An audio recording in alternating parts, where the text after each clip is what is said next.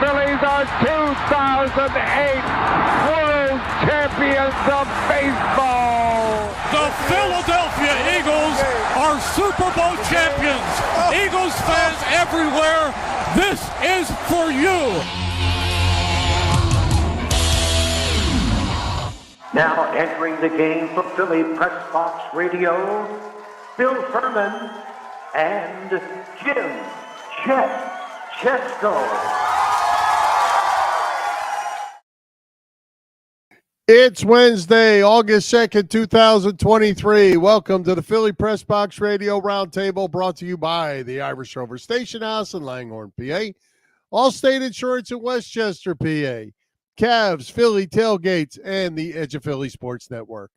I'm Bill Furman. I'll be your host tonight, along with my partner, Jim Chet Chesko. And Chet, the Phillies stunk it up this weekend in Pittsburgh after winning the series against the first-place Orioles last week. They're now 2-0 against the Marlins, along with a couple deadline trades that could turn out interesting. Chase Utley is eligible for the Baseball Hall of Fame in 2024. We'll talk about that. Eagles camp is open. Kelly Green uniforms are back for all you fanboys. I'm sure you'll have an opinion on that. I know that makes you happy. And all is still quiet on the Sixers and Flyers front. And we're having a visit from the Phanatic's best friend, Tom Burgoyne, tonight. There's always plenty to talk about on the Philly sports scene. Yeah, always, Bill. The Phillies did make a couple of little deadline deals, as you mentioned, but how much does it improve the team? We will discuss. I have a feeling this wild card race is going to go right down to late September, maybe even to the last weekend of the season. Who knows? The first week of training camp is now in the books, talking about the Eagles. And, yeah, we will talk about the Kelly Greens, Bill. I'm curious to get your take on that. So we'll see. Bill, hey, I was in New Orleans over the weekend, and I'll tell you about that later in the show, too. And I was in Chicago this weekend, and I'll tell you about that. There you go. All right. Hey, as we said, we have a great guest tonight making his first visit to Philly Press Box Radio, and the Phanatic's best friend, Tom Burgoyne. That's going to be a lot of fun. We'll get to that in a little bit. But, hey, Jet, let's get started. Let's talk EAGLES. Camp is open. First preseason game is just 10 days away when the Birds head to Baltimore. You excited about this NFL season? Are you excited about this 2024 Eagles team? Yeah, I'm excited about it. As an Eagles fan, you're always excited this time of year. You can't wait to see the guys, how they're doing in training camp, get that first preseason game out of the way. The preseason games stink, but still, there's some excitement that you get to see some guys playing actual football a little bit anyway. I look like I'm frozen. What's going on there? I can hear you, but you're frozen. I don't know what happened. I didn't pay the bill. Glad you could hear me anyway. Yeah, I'm excited about it. I mean, they are the defending NFC champions. They're one of the favorites, certainly, to go back there again this year. So I think they got a great chance. I know it's tough to get back to the Super Bowl after you lose 1 year. The odds are against you based on, the last 40 years, whatever. But I think they got a great chance of going back. Yeah, I do too. And, the big thing for me is, and we've talked about this for years and years, I am not a big preseason football guy. The games are ridiculous. There's no reason to even have the games, but they have them, and so they're somewhat meaningless. They're for a handful of guys that are fighting for a spot.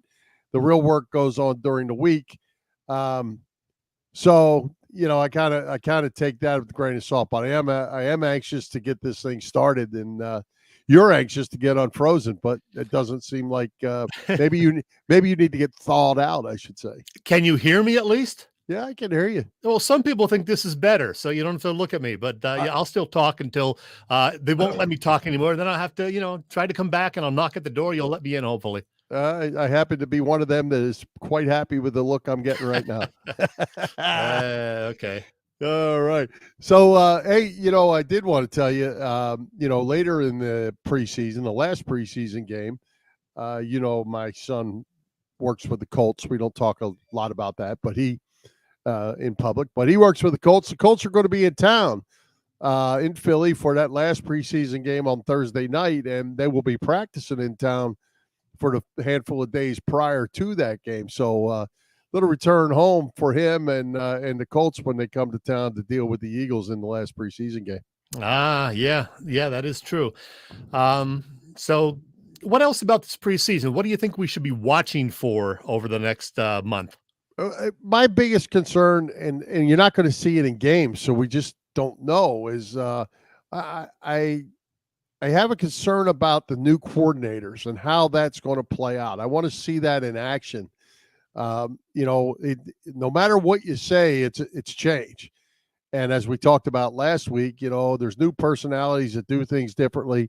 You can know people. It's okay to have known those guys, and they've been promoted up through, but their own personality comes into play. And Nick Sirianni has not called the plays. He's not going to call them again, and the defense is going to be on their own. So, um, I want to see how that plays out. I want to see how Jalen Hurts is used, because I think, again, we talked a little bit about this last week. You can't run the ball the whole season for 17 games and then get ready for the playoffs when you've got, a couple hundred carries in you as the quarterback. So I'm hoping they work in a little better short passing game to the running backs, include them, and that'll be interesting to see how that plays out, whether it'll be by committee or how they're going to do that. And the offensive line, of course, is going to be great. I did see an interview yesterday with Cam Jurgens that he has put on a pile of weight. He's up over 300 pounds. He wants that guard spot that he's going to be competing for.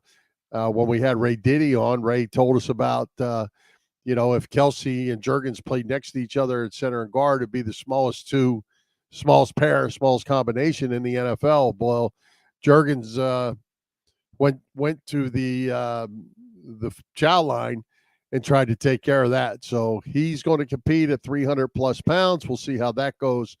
And then, of course, defense, that's always a challenge. The front seven, I think, is going to be really, really good. Again, I think they should be good in the defensive backfield. So I'm ready to hopefully see a lights out defense this time around, and not just a good one, but a great one. And if so, we'll be playing February football again. I certainly hope so. We'll see how that goes. The schedule is tough. A lot of tough games. Jerry Jones is chirping about the NFC East, needs to be aware that the Cowboys are back. I didn't know they were ever here since 1990 something, 6. So Dallas thinks they're good. Dak thinks he's good. I think the Eagles are pretty darn good. So we'll see how that plays out. Did I get my man back yet? I think he tried to disconnect and come back. We'll see. I guess we got some comments coming in. I guess I'll ask the question to everybody that's listening. Go ahead and feel free to comment. What kind of season is everybody expecting from Jalen Hurts? Do you think he could take another step higher and be better yet? Stay the same? And would you be happy if he stayed the same? Or do you think there's going to be a decline in how much he improved from the past year to last year? Is it possible to improve that much again? Comments? There you go, PJ. I agree with you. Hopefully the coordinators will have a smooth going early on, and I certainly hope so.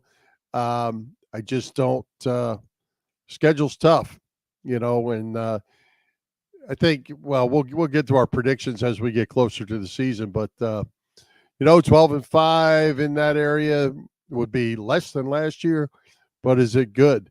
Robert says Jalen is going to be better, going to get better again this year. One thing I will throw out too, another thing regarding Jalen Hurts, he seems to be, to me,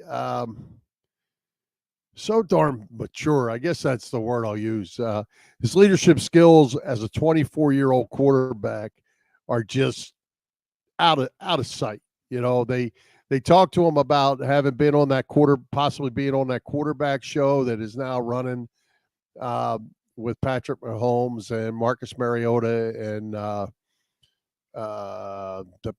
Vikings guy. Slips my mind. Great show.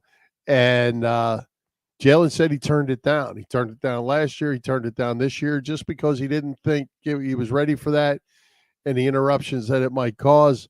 Man, the kid, he's so focused, and you lose sight of the fact that he's just 24 years old is what I got from him. Tim says Super Bowl season coming. I'm with you, Tim, I hope. Jane, he will improve. It seems that that's how he runs his life. I agree with you, Jane, absolutely. If he doesn't improve, it won't be because he didn't put the work in, that's for sure. PJ, what do you got? Let's see. You just always hope there's minimal injuries to the main core players. Absolutely. Every year with free agency being what it is, you lose those backup guys who end up getting big money, that offensive line depth that we've always been so happy to have. Every year you got to start over again. So they're having to do that again this week, or this year, I should say. Defensively, it'll be interesting to me to see how Fletcher Cox and Brandon Graham are used. Brandon Graham setting records for longevity for it. Boy, we're having problems.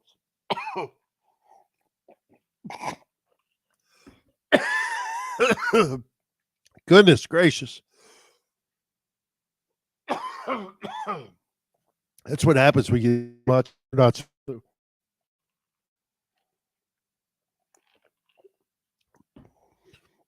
There you go.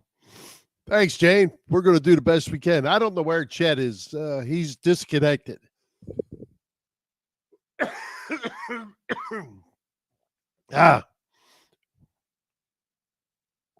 There you go, PJ. Carry me through here. Eagles have a great combination of young and old. And that is certainly true and certainly good. Man, we're having a rough time. Hey, anybody watching the Phillies game? I was watching. It was 0-0. Give me a quick update on that as well, if you can. And then we will move on to the next topic with or without Mr. Chesko.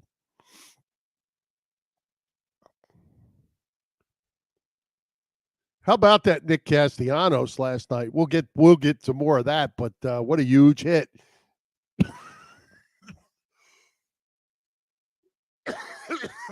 And he certainly needed it. Man, I got to stop this. If Chet was on, I would step out. Big hit by Harper, big hit by Castellanos last night for 3 runs in the 9th inning, and they certainly needed that win. Hopefully they can get another one tonight. No score update from you guys. I probably chased you away with my coughing.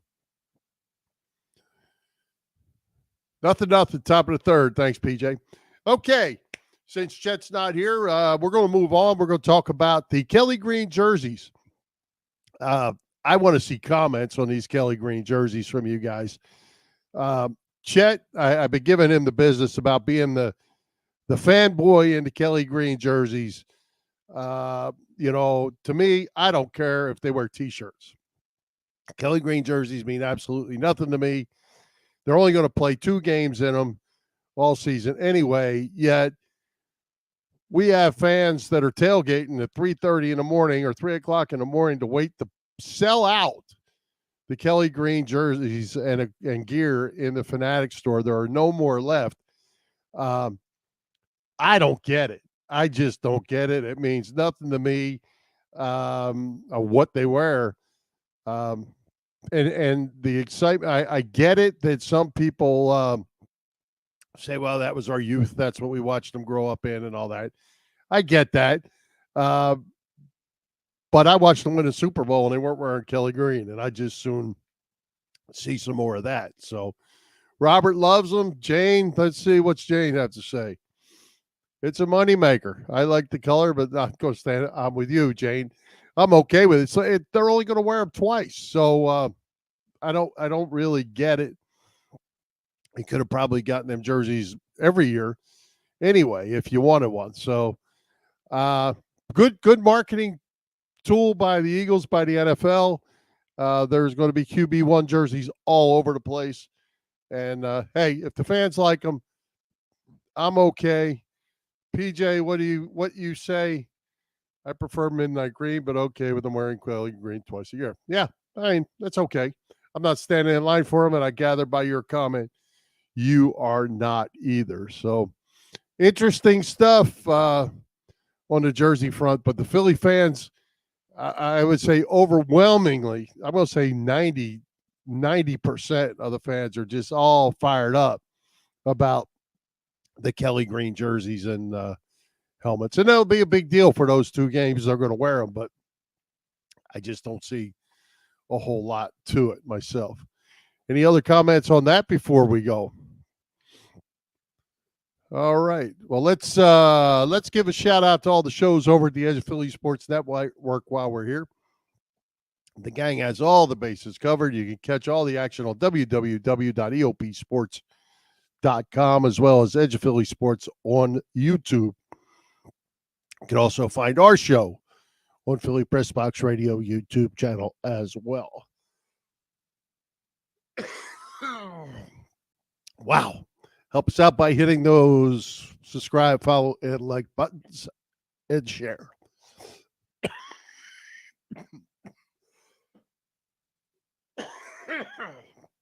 We might have to do a redo of this show. My goodness gracious. Okay, we're going to move on. We're going to talk some more Phillies when Chet gets back. Our interview with the Phillies' best friend, Tom, or Philly Phanatic's best friend, Tom Burgoyne, ended up having to be taped at the last minute today. So Chet took care of that, but we don't have Chet. So one of the other things we were going to talk about, and again, give me your feedback on this as we go.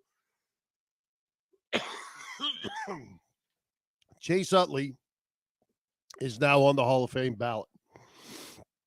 We'll see how this goes. There are 5 notable players that are coming onto the ballot, and we'll go through that.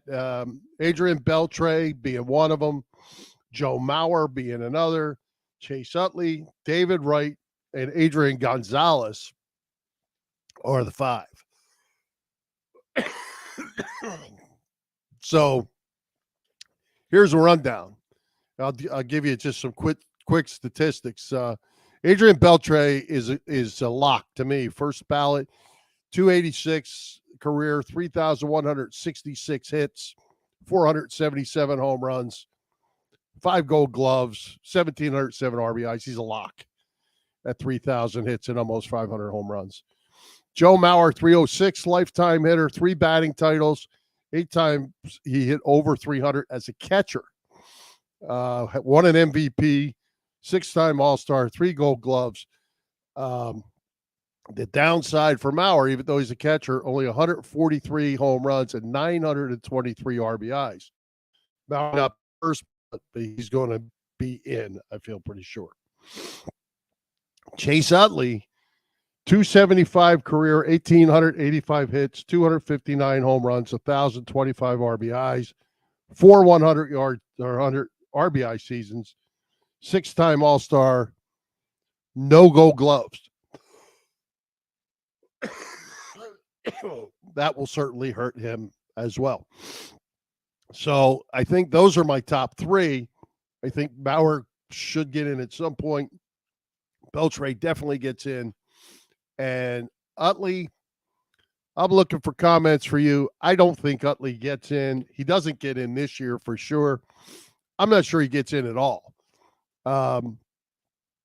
Here's my take on that. Alan Trammell is in the Hall of Fame as a shortstop for the Detroit Tigers. Lou Whitaker as the second baseman did not get in and has not even really gotten a sniff of the Hall of Fame. Trammell and Whitaker are like Rollins and Utley. You couldn't put Utley in without Rollins. You can't put Rollins in without Utley. They did put Trammell in without Whitaker, and quite frankly, I think it's unjust.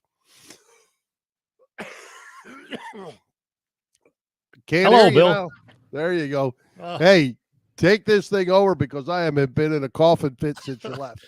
I heard. I was able to hear that. So, yeah, Bill, I don't know what happened, but, gremlins every 6 months or so get in here and just totally destroy things, and it happened again. And then I couldn't even get my laptop in sync either. So, I rebooted and we are back. I heard you talking a little bit about everything. And regarding those prospective Hall of Famers, Bill, I do have the voting from this past year. Scott Rowland, as you know, got in there. Todd Helton just missed. Billy Wagner and Andrew Jones fairly close. And when you're looking at the upcoming ballot for next year, you mentioned some of those guys. And I think Mauer's a lock in addition to Adrian Beltre. We'll see if I'm right about that. But Joe Mauer was, one of the great catchers of this generation. Chase Utley, I just don't know if Mauer gets in if Beltre, Helton, and Wagner get in, because I think they should get in. Yeah, it might not be right away, but I think Mauer will eventually get in. And as far as Chase Utley, most people don't think he's going to get in, and he's certainly not going to get in right away. But I heard Jason Stark on the radio last week. Jason believes Utley will get in because it goes beyond the numbers, he says. Utley was one of the greatest second basemen of his time. He made 7 all-star teams, and he was a guy that was respected by all the other players. So I think that may, carry some weight also. So Jason thinks Utley will get in eventually. It might take, 5 or 6 years, but he thinks Chase will be the man again, Bill. Well, we'll see. I think when you look at the Dale Murphys, Dave Parkers, Steve Garvey's, none of them are in. Dale Murphy was arguably the best player in baseball for 3 or 4 or 5 years, including Mike Schmidt. He couldn't get in. His numbers are borderline. The thing about Utley is, I don't know that you heard me say, no Gold Gloves. Yeah. So basically, a one-dimensional player who hit 275. Now, when you match his stats up to other second basemen, he's certainly up near the top. But does the bar drop based on the position you play? I think that's the question. And do you put Utley in without Rollins? Yeah, that is certainly a question. I think Rollins deserves to be in also, but he came up well short in the voting, so he's got a long way to go too. But we'll see. It can be discussed probably for the next several years, because neither of them are going to get in next year or the following year, I would think. Yeah. Well, it'll be interesting to see how it plays out. David Wright is another one who is on there.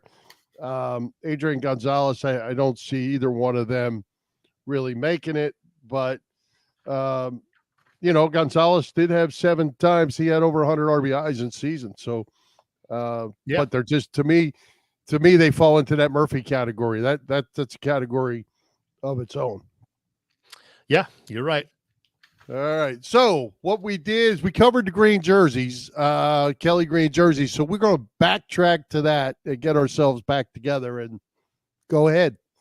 Yeah. In a nutshell, Bill, I wasn't surprised at the mania that these jerseys created, people lining up at 3:00 in the morning. I know you weren't one of them, but, people have this thing about retro.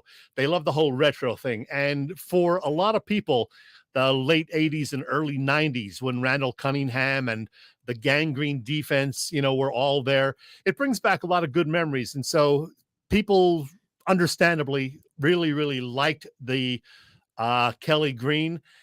And I think you're the same way. I don't have a strong preference either way. And, it doesn't make a difference in the winning or losing of the games, but it's a nice alternative. I didn't rush out to buy one, and I'm probably not going to get one until, maybe sometime during the season. I will spring for one, but, they're nice. It's nice to have an alternative, just like we have several different Philly press box shirts, So I understand like that. Yeah, I understand the craziness about it, but does it make a difference in the long run? No, but it gives people something to talk about, and it's certainly made for a news story for a lot of the TV outlets in Philly Sunday night and Monday morning. Well, and as I said, probably of the people that I saw, 90% of the people were on board. they love them. Yeah. And that's okay. I just don't happen to be one of them that gets, as I said, they could play at T-shirts, be all right with me. Yeah. Again, I was thinking about it. I think last year we discussed it and I said it was like 50-50 for me. If I had to make a decision and it had to be one or the other, I'd probably go to Kelly Green now. I do like the look, maybe a smidge more than Midnight Green, but it's close and it's really not a huge deal for me. Well, and I'll tell you, I probably will like them more than the black. The black on black on black that they seem to wear in big games and didn't win them. They didn't win me over. The black helmet, black jersey, black pant look at home.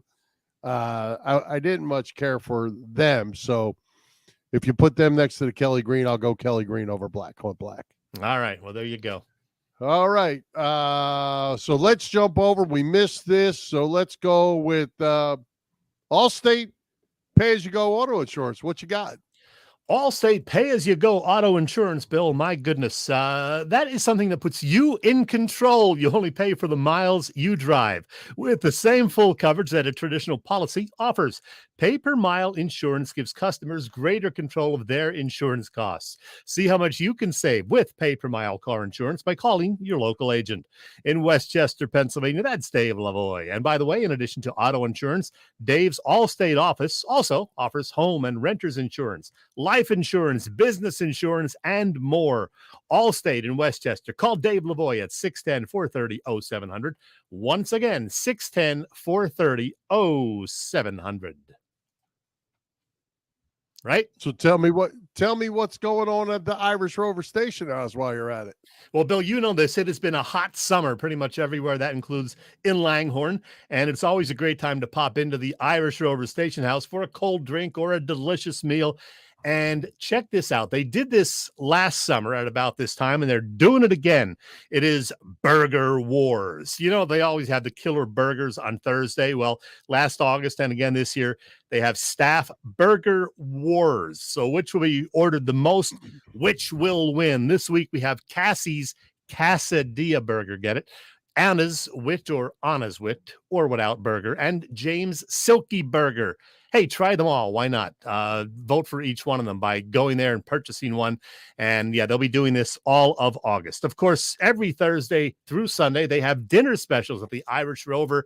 Look at this week's. They have a nice appetizer, fried shrimp basket. Then they have salmon Florentine. I love salmon. And a fiesta chicken. So good stuff. Always 24 beers on tap at the Rover, too. Great bunch of beer tenders and wait staff also. I'll meet you for a drink on the patio. Hey, why not? The Irish Rover is on Bellevue Avenue in Langhorne. You can get more details on their website, IrishRoverStationHouse.com. And I'm not going to play any music right yet, Bill. We're going to talk some more. All right. Well, hey, I'm glad you're back because what people can't see when you put up those graphics is I've been pounding this iced tea trying to get my throat clear. It's not working great, but it's working. My goodness, you get another half hour hanging there, but you're going to get a break when we do the Tom Burgoyne interview because, as you mentioned to people, that is on tape. So I'm going to get that ready. Well, let's go. As I mentioned that we had a little scheduling conflict, so you sat with Tom just this afternoon.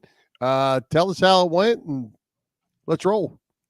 Yeah, well, I've had the pleasure of meeting and talking with Tom Burgoyne a couple of times earlier this year at a Dalton Foundation event back in January, then at another one in May, and was finally able to schedule him for our show. He is a busy guy, but yeah, we did have to tape it a few hours ago. And as expected, it was a blast. Here is our chat. So happy to welcome this guy to Philly Press Box Radio, first-time visitor. He's been the Philly Phanatic's best friend since, I think, 1994. It is Tom Burgoyne. Hey, Tom, how you doing? Hey, Chet, how you doing? Happy to be here. Doing great, man. Well, we're going to do lots of discussion about your big green friend in a little bit, but let's talk a little Phillies baseball first of all. As we speak, they are 58-49, just one game worse than they were exactly a year ago, through 107 games. But in a wild card spot for the moment, it's been, kind of touch and go all year. As they hit the 2/3 mark of the season tonight, what do we know about this Phillies team? Well, they haven't hit their potential yet, I think. I think we're waiting for, even the guys who are stars, the 4 or 5 guys, Schwarber and Harper, Castellanos, Real Muto, guys like that to kind of start, stepping up. And I think I think they didn't tear up the team at the trade deadline. Not that they were going to trade or do that. I think they added a couple great pieces. It's just, boy, the more I talk to people in the media and people who are around this team, they keep saying it's one of the best clubhouses they've ever been around. It's a veteran group. Rob Thompson, I think, gives you a great presence there. And we saw what happened last year. So I think Philly fans are just really kind of waiting for the same exact thing to happen this year, which happened last year, except, of course, win the World Series rather than come a little bit short. Yeah, we're also waiting for the real Trey Turner to show up. He doesn't look a whole lot like the guy that we watched for so many years with the Nationals and Dodgers. What's going on with Trey, and is he going to turn it around eventually? Yeah, it's funny, Chet. Every time he steps up to the plate, every time, I think, okay, this is the at-bat he's going to turn it around because he's that good of a player. It just really makes me think of how hard this sport is. If you ever open up your baseball encyclopedia and flip through, all the great players who've ever played the game, they all have their years where things didn't go right. And right now, that's the kind of year Turner's having. But I'd rather have him out there playing short than anybody else in the league right now. Did you ever think, Tom, that when you were back at St. Joe's Prep or at Drexel, that you would one day be firmly entrenched in the sports mascot world and, this tight with the Phanatic? No, although I will say this, I was our high school mascot at St. Joe's Prep here in Philadelphia. I was the Hawk, not the guy who had to flap his wings all the time, but really patterned my act, on the Phanatic, and I will say I got interviewed for the school newspaper when I was a senior in high school, and they asked you, hey, what are you going to do? What are you going to be when you grow up? And I said, well, I'm going to be the Philly Phanatic, of course, so I said it tongue in cheek, but I had no idea that, it'd be a career for me for over 35 years. Our pal David Raymond was the original best friend of the Phanatic from his birth in 1978, the Phanatic's birth, to 1993. So how did you, come to work with Dave and eventually take over as the Phanatic's best friend? Yeah, well, as you mentioned, I went to Drexel University. I got a degree in marketing, and I took a job in sales. I was selling business forms and computer supplies, and it's tough out there in the sales world. And I did that for about 6 months. When I started to look in the newspaper, I'm dating myself. I looked in the newspaper at the one ads. They're not around anymore, but I saw an ad that said mascots won it. And I answered the ad. It didn't say anything about the Phillies or the Phanatic. And I answered the ad, and sure enough, I got a call from the Phillies saying they're looking for a backup performer for Dave Raymond, somebody who could go out and do a lot of the outside appearances. And I answered the ad. I couldn't believe it, Chet. I mean, I was such a Philly sports fan growing up. It was really a dream come true. So I went down, I auditioned, I interviewed, and they wound up selecting me, and just couldn't believe it. So I didn't have to sell computer ribbons anymore, and started this crazy job. I did that for 5 years. I was Dave's backup. I was handling a lot of the outside appearances. I worked up in our Fanavision control room, playing music and working on skits with Dave. So after 5 years, as you mentioned, he left after the Phillies went to the World Series in 1993 to start his own company, his own business. And I took over all the game day duties, in 1994. And it's been a great ride. Well, as his best friend, you'll probably have this answer. What is it that makes the Philly Phanatic the very best mascot in sports? I sometimes think it's three factors. I think one, you have to have the right person, I think, as the best friend. I think that person has to be a fan, live and die with the home team, be enthusiastic, want to have fun. So I think that's a big part of it. The second part really is the costume itself. Actually, the Phanatic costume is just funny looking. I think, when you look at it, you just kind of laugh anyway. And actually, it's built in a way that helps you move a little bit. The Phanatic's able to move his head around. I always think of poor Mr. Met with that big a big baseball head on, trying to move. And when he moves, he kind of has to move his whole body. It doesn't look natural. But with the Phanatic, it's built in such a way where the Phanatic can really kind of give it life and make it look natural.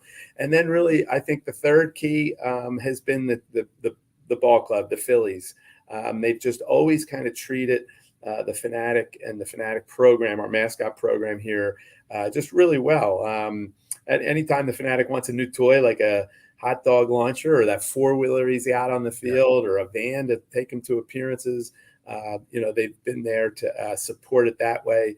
They've given me the you want to call it artistic license to go out and have fun without really interfering. They just put the trust in me. Like, I'm not going to embarrass them. I'm not going to screw up too bad, hopefully. And there are breaks in the game where the Phanatic is highlighted, twice a game, in the 5th inning and the 7th inning. It's been that way for 45 years. And that type of consistency, I think, too, is kind of – and really, Chet, the telltale sign is, the Phanatic will be at a game and he's on the concourse and he gets mobbed. It's like Elvis entering the building. It's like he's a rock star. And I see, dads, lugging their kids over to see the Phanatic, and I hear them say, "Hey, we got to go see the Phanatic. I used to do this when I was a kid." So that longevity, that consistency, the fact really that it's been Dave and I for 45 years is, I think, is really kind of helped the whole thing. Well, I've encountered the Phanatic on numerous occasions over the years. Always a good time.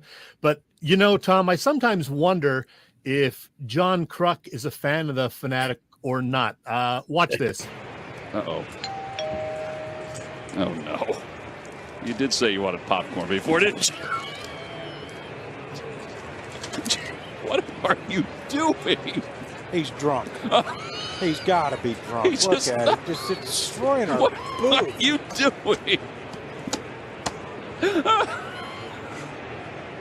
Oh, my goodness. Why do people like you? I love watching that. That is hilarious. And it's so funny because Kruk, after that game, right? I think it was that appearance, and a couple times the Phanatic comes in. His shtick, the Phanatic has shtick, Krucky has shtick, and his shtick is just, this Phanatic is annoying me. But he was blown away because after that appearance, or one of the other appearances, on Twitter and Facebook and Instagram, they're all, people were saying, "Oh, John Kruk hates the Phanatic." He's like, "They think I hate you." He's like, "I don't hate you." I'm like, "I know, but it's funny. You just keep doing what you're doing because it's funny." Hey, you know who else is a fan? You know this, Bryce Harper. And from what I understand, he was actually a fan even before he was signed by the Phillies. Tell me about the relationship with Bryce. Yeah, well, it's just been the greatest thing ever. The Phanatic every year goes to the All-Star game. And the Phanatic has seen Harper in the other dugout kind of pointing to the Phanatic and telling all the other All-Stars, National League All-Stars, this is when he was with, the Nationals, "Oh, the Phanatic's, he's the best. And he would just rave. And so when he got sent here, I'll never forget it. Was we had a press conference for him in Clearwater. We did it right on top of the home team dugout in Clearwater. And there was a little holding area. We used the visiting locker room, as a matter of fact, this little holding area where we had Kruk and his family, his agent, and some friends. Well, the Phanatic comes busting into this room because we're getting ready to unveil Bryce. And the Phanatic, first of all, he pushes Bryce out of the way to give a big kiss to his wife. Bryce stumbled over a stool, and I'm glad he didn't break his foot before the press conference. But anyway, his dad, Mr. Harper, is in the clubhouse, and he said, "Hey, Bryce, show the Phanatic your bat." I say, "What?" And he goes, "Phanatic, come on over here." And he takes out his cell phone and he shows the Phanatic this beautiful painted picture that he had, or a painted bat, the picture that he had of this bat that has the Phanatic painted all over it. Wow. And then, of course, everybody knows, that first game he shows up in the Phanatic shoes, and he's got the Phanatic socks. He's got the Phanatic headband, and, it's just every year it's something different. And it's just been really, really cool. And that picture there, you have the Phanatic kind of return the favor and made shoes for himself that were just like Bryce's Phanatic shoes. And we did that at the Phanatic birthday. So we made it seem like Bryce was giving the Phanatic, his own, type of Phanatic shoe there. Hey, I know the Fanatic loves music. He's been on stage with the likes of Billy Joel and Jimmy Buffett, but I remember last year you telling Greg Murphy that Bruce Springsteen might not be a fan, or at least on this one occasion. What happened? Yeah, that is true. And you're right. The Fanatic has rubbed elbows with a lot of rock stars. And the Fanatic is a big fan of Bruce. And one game, he was doing a one night only at the Philadelphia Spectrum. And the Phillies were playing across the street.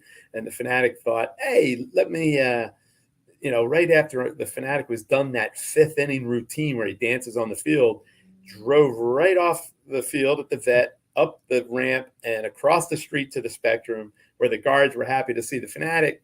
The Fanatic was brought, right into the Spectrum, and within 2 minutes, the Fanatic is front row. He's got his hands on the stage and he's pumping his arm. It's a Bruce Springsteen concert, but the song was Murder Incorporated at the time, and it was a really heavy. If it was Glory Days or Dancing in the Dark, I think Bruce would have pulled the Fanatic right up. But Bruce wasn't real happy. I think the Fanatic was there, and security had to come and escort the Fanatic out of the Spectrum. Oh, well.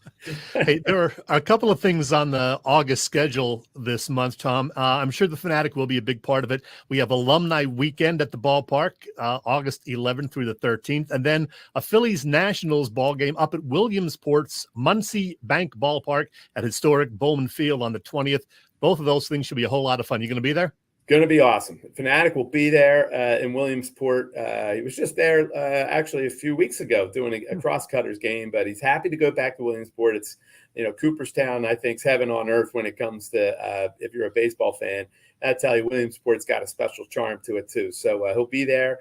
And then you mentioned Alumni Weekend. It's going to be awesome. Toyota Alumni Weekend. Wall of Fame is on Saturday. And then we have, of course, the Sunday, August 13th, we're honoring both the 1983 team and the 1993 team, which is going to be great. And if I could get a little plug in, Chet, and I know you know the Darren Dalton Foundation well. Sure. You've been a great supporter of the Darren Dalton Foundation. It's also Darren Dalton Foundation night. We've combined with the Tug McGraw Foundation for that day on August 13th. And those tickets sell out real quick. We're going to have a sellout that day, but we still have tickets available through the Darren Dalton Foundation. So all you need to do is go to phillies.com/Darren Dalton Foundation, and you can order tickets right there on the website. And for every ticket sold, $6 goes to the foundation. So it's a great way to buy tickets if you're looking for that game on Sunday. I will be there. Hey, in our final 2 minutes, let me ask you, who is the second best sports mascot? Second best. Well, you know what? The Fanatic was just out in Cleveland doing Slider's birthday party last week. And I got to tell you, Slider is hilarious. The Fanatic is a big fan of Slider. He's been around for a long time. The guy who helped bring the Fanatic to Philadelphia, Denny Lehman, was the longtime president in Cleveland. He went from Philadelphia to Cleveland, and he kind of modeled the Fanatic program or the Sliders program after the Fanatic program. So Fanatic's a big fan of Slider. Nice. Man, I wish we had more time. We'll have to do this again next year, Tom. Give my regards to your best friend, the Philly Phanatic, Tom Burgoyne. Thank you. You got it, Chet. Thanks for having me. Great interview, Chet. As you can see, I honored the Philly Phanatic tonight with the other Philly Phanatic from across the street. We got the big guys behind us. There you go. So, a lot of Phanatic tonight. A lot of fans of the Phanatic, and we were glad to talk to Tom, close personal friend of the Philly Phanatic. Yeah, good stuff too, as always. Hey, let's move on real quick, Chet, before we come back to the Phillies and tell us what's going on with Bob Cavanaugh and the gang at Cavs Philly Tailgates. Bob Cavanaugh, you ask? Well, I'll tell you. Bob Cavanaugh at Cavs Philly Tailgates has been cooking up a terrific catering business for 30-plus years now. You know them for their tailgate parties. Cavs is a 3-time winner of Philly Tailgates Jack Daniels Great American Tailgate Party Contest, and a past winner of the Philly Daily News Tailgate Award, featured also on the Food Network. The next big Cavs Phillies tailgate is set for August 5th. That's before the Phils and Royals game. That's this Saturday, isn't it? Yeah, it is. And check out the menu that they typically have for games like that, ballpark tailgates. Great food, all sorts of beverages, terrific variety. Cavs also does corporate events and parties, you name it. Cavs Philly Tailgates is the way to go. If you need more info, email them at cavscatering@verizon.net or check the website, phillytailgates.com. Of course, Cav also works with Vince and Company at Philly Sports Trips, and if you are a Philly sports fan and you want to travel with your favorite team, then, well, hey, travel with the best. Philly Sports Trips has all sorts of trips coming up. They were just in Pittsburgh last week. Didn't go quite as well as we would have hoped, but hey, but they do have trips to San Diego, New England, Tampa. And speaking of that San Diego trip, man, that is going to be a good one. If you haven't been to San Diego, this is a great one to go to. A 4-night stay at the amazing Margaritaville Hotel San Diego Gaslamp in downtown San Diego, not far from the ballpark. There's an all-inclusive tailgate party on Tuesday and lower-level group tickets to 2 Phillies-Padres games. Of course, Philly Sports Trips is also booking trips to all Eagles road games now. All the details at phillysportstrips.com. Good stuff. You going on any of those trips? Not as of yet, but I will be at the August 13th Phillies game that Tom mentioned. It is alumni weekend, and it is a fundraiser for the Darren Dalton Foundation. So I got my ticket. I paid for my ticket, and looking forward to it. Good deal. All right. Phillies looks like they're ahead 2-0 tonight. Big hits by Castellanos and Stott put them in the lead. Getting up 3 games in this series would be huge over the Marlins. Trade deadline, nothing crazy. Michael Lorenzen is in, right-handed pitcher, came off the All-Star team, pitched for the Tigers. Utility infielder Rodolfo Castro is in. Josh Harrison is out. What do you make of the moves? I think they're good moves. Nothing earth-shattering, certainly, but I like the fact that they're going to go with a 6-man rotation now for at least the next 2.5 weeks. This is not the 1970s anymore, Bill, where you had, 4 pitchers. They went 8 or 9 innings. No. Nowadays, you go 5, 6, 7 innings, and you get even an extra day off whenever possible. So we know from past experience, Aaron Nola does better when he has extra rest. Zach Wheeler had some physical issues last August. So, guys wear down. So getting them an extra day off is good because the Phillies play, I think, 17 straight games or whatever right now. So get these guys rested, get them ready for the stretch run in September. I like it. And this Lorenzen, he can start the rest of the year or he can relieve. He's also a pretty good hitter. So if you need a bat off the bench, send him up there late in the game. Why not? Yeah, and if they get to it, if they needed to move Christopher Sanchez back to the bullpen, they could also do that. Yep. Gives them a lot of flexibility. I like it. I think the thing that lose sight of a little bit, these guys were pitching in November. Right. October, November, right back at spring training in February. A lot of miles on those arms over the last year or two. I think I heard that over the last 4 or 5 seasons, Aaron Nola has pitched more innings than anybody in baseball. So, yeah, he might be feeling it a little bit come, September this year again. Yeah, no, wise move. I like it. I'm not, believe it or not, I am not up on the infielder that they gave up. He was our number 5 prospect. So they did give up something to get Lorenzen, but hey, why not? Yeah. Are you surprised they didn't make a move for a fielder, a hitter? Yeah, I know they tried. They were trying to get, maybe an outfielder or whatever, but it didn't pan out. But that's okay. I think they have a pretty decent bench right now. Pache is supposedly coming back at some point. And, with Harper able to play first base now most of the time, that gets Schwarber out of the outfield. And you got these young guys some playing time, Rojas, and Marsh is doing a great job, I think, in left field. So I think they're okay, barring injury. Keep the guys healthy. I think they'll be okay. I think the Rojas situation muddied the water a little bit so far, at least. First time round, the kid is playing really well. Yeah, I don't think he's going to be a great hitter, but he's fun to watch, and when he gets on, he's certainly got speed. So.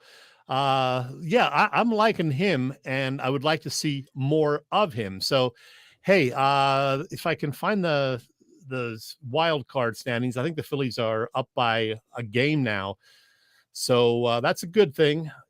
And yeah, my computer is still running kind of slowly. So I don't know. Well, what I it's think loading now. one thing I did get a chance to glance at, it's National Cheesesteak Day. No, it's not. That was March 24th. Yeah, don't even look at Where'd that come from? That just came out of the blue, but it's making me hungry because I haven't eaten dinner yet. So, well, the thing I was going to mention is looking at the schedule, 7 games against the Braves in September. Got to be ready. Yeah, you really do. You really do. NL wild card standings should be right here on this next line. Let's see if I got them. Open. And now I'm going to post them, Bill, and you will see where we are as of... Who's producing this show? I don't know. As of 4 o'clock this afternoon, that's where things stood. The Phillies were the second wild card team. So there you go. Let's give Miami another loss tonight and get them out of the picture. Arizona, we could use another couple of losses by them because I don't want to be sweating this in, the final week of September, Bill. I would like to have things locked up so you can get that rotation in order.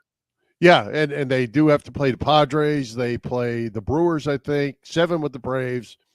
They've got some games they got to win. They got to take care of their own business and get locked and loaded and ready to go. Yeah, it's going to be exciting. I think it's going to, like I said, go pretty late into the season, but I like their chances. I think they're as good or better than any of those teams that are in contention for the final wild card spots. Well, I do too, but you know what? Maybe it's because they just aren't hitting consistently. They just don't. They're not the good enough team to go to the World Series as we sit right now. What we've seen, this team isn't good enough. But the funny thing is, we probably said the same thing last year on August 2nd, that, they might sneak in and get the wild card, but they're not good enough to go to the World Series. Right. But then, you get hot, things break your way. Milwaukee does some stupid things in September. You get that last wild card spot, and lo and behold, you're playing into November. So, get to the dance. Just got to get to the dance. On a repeat, but that's right. Just have to get to the dance. Yep. For sure. All right. Tell me something good in Philly sports, Chet. What do you got? Well, it's not in Philly sports. You didn't say in Philly sports. I'm just going to tell you something good, Bill. Okay. And I'm going to turn it into a random Chet. Oh, no. I'm going to hijack your Tell Me Something Good feature, Bill, and turn it into a random Chet segment because it is, in fact, something good that I am going to tell you about. I spent the last weekend of July in New Orleans, as you know, largely to visit my son, Brian, but also to go to a banquet. It was a banquet at the World War II Museum in New Orleans, a banquet honoring the veterans of the Battle of the Bulge. Now, because that was something that happened in the winter of 1944 and 45, 78 and a half years ago, there aren't a whole lot of folks from that legendary battle still around. My dad left us in late 2020. Well, I went to, I believe, 5 of these VBOB reunion events over the last 8 or 9 years of his life. The first of those was in New Orleans in 2012, 11 years ago. And I had such a great time with my father and 35 or so other World War II vets at that one that I went to those additional 4 Battle of the Bulge reunions with my dad in other cities in the following years. There was one in South Carolina somewhere, one in Georgia, one in Williamsburg. I forget where the other one was. But because they were holding this year's reunion back in New Orleans, I thought, well, since that's where I first attended it with my dad 11 years ago, that I would kind of bring it all full circle and attend one last Battle of the Bulge reunion event there in my dad's honor. And I was really happy that my wife, Linda, and son, Brian, decided to join me at the Sunday evening banquet. We had a really nice time. Oh, remember when I said there were about 35 veterans at the 2012 banquet in New Orleans? Well, it's 11 years later. The Battle of the Bulge was, like, as I said, 78 and a half years ago. So there were a mere 4 veterans able to get to this reunion and banquet. That includes Joe Landry, the guy pictured on the left, who became a real good pal of my dad's over the last 10 or 12 years. Joe turns 99 this fall. David Bailey, the second guy pictured, he is, no, not just 101, he is 101 and a half, he made sure to tell me. Plus Bob Welsh and Jerry White. I think they're both, 99-ish, 100-ish, I don't know. But talking to and watching these guys at the banquet the other night, it was clear that they truly felt the love and respect for them in the room. I mean, I have to admit that I got a little misty-eyed on more than one occasion at the banquet. It was it was just, such a special night.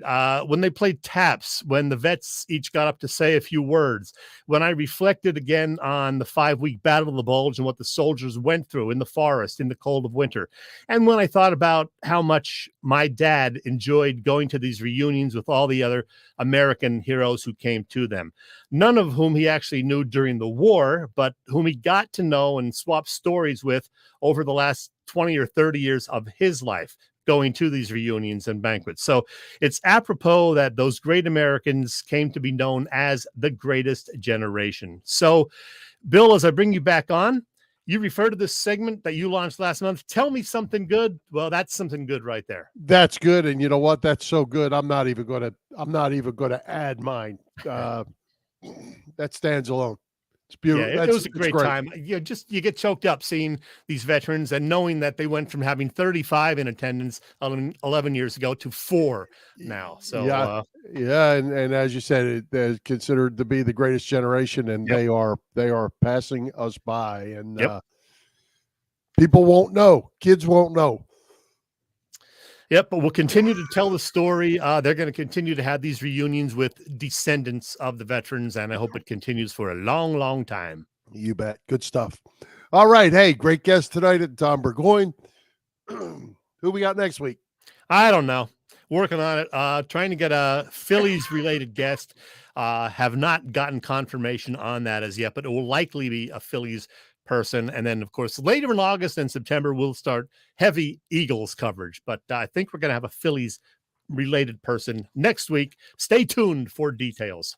All right. And I am going to try to get through this Raz room, and then I'm going to turn the close over to you. How's that? Okay. Let's Raz room, Bill. Raz room. All right. Let's thank our friends at the PPCC 118 Raz room. They post great sports memorabilia on their Facebook page, so people can take a chance of winning something they may not be able to afford or have access to. All items come with certificates of authenticity. They continue to run out great autographed memorabilia from all the Philly teams and more. Check out their Facebook page. Like it or follow it. It's PPCC 118 Raz Room. That's right. Almost. PPCC 18 Raz Room on Facebook. All right, and I have one just final thing before we wrap it up. I did this. I saw this story yesterday. It was a poll about America's favorite on-screen TV families, a poll of 2,000 adults, and they found that the favorite family of all time in terms of television was, believe it or not, the Addams Family. Yeah, they're creepy and they're kooky. The Addams Family somehow came in number 1, followed by the Simpsons at number 2, the Bradys from the Brady Bunch, and number 4 from Married with Children, the Bundys. So there you go. Among the others in the top 10, the Burgoyne family from Everybody Loves Raymond, and the Tanner family from Full House. Never watched that one. Did they not go back? Did they not go back far enough to get the Cunninghams in there? No, they didn't mention the Cunninghams. That's another good one. They didn't. And another personal favorite of mine would have been the Dunphy family from Modern Family from recent times. But oh well, what are you going to do? Ralph Cramden and his wife didn't make the cut either. Nor did the Bunkers. Nor did the Sopranos. They were not in the top 10. Right. All right, go ahead. You got to wrap it up. I don't have the whole spiel, but let's just thank all of our great sponsors, including the Raz Room, including Cavs, including the Irish Rover Station House, and including Allstate Insurance. How'd I do? And we'll be back next Wednesday, August the 9th at 7 p.m. So join us with whoever Chet gets. Somebody talking about something or other, probably baseball. Good night, everybody, and high hopes. Go Phils. High hopes. Love,